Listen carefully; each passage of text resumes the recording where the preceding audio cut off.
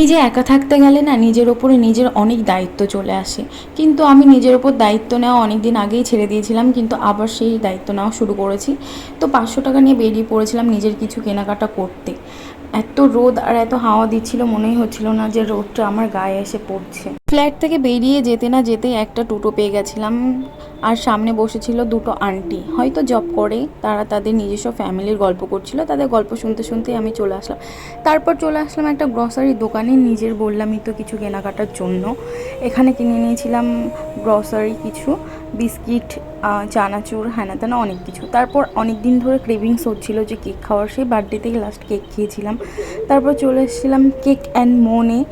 তো ওখান থেকে আমি একটা ছোট্ট মিনি কেক নিয়েছিলাম 190, আর টাকাগুলো চলে যাবে দেখে আমার খুবই খারাপ লাগছিলো, আর একদিকে অনেক খেতেও ইচ্ছা করছিল, কিছু করার নেই। তারপর আমি চলে আসলাম ফ্ল্যাটের নিচে, আর ভাবছিলাম যে মিয়ামর তো মিয়ামরই হয়, আর এদিকে অনেক দিন পরে দুটো শালিক দেখলাম।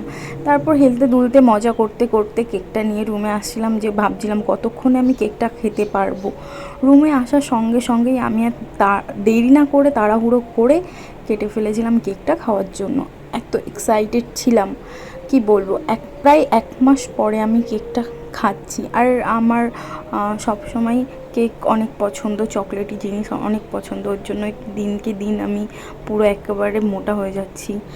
আর জানি না কি ভাবছিলাম আর কি করছিলাম, অনেক ভালো লাগছিলো। আর নিজেকে না ছোট ছোট গিফট করলে অনেক ভালো লাগে, বিশেষ করে তো খাবার জিনিস।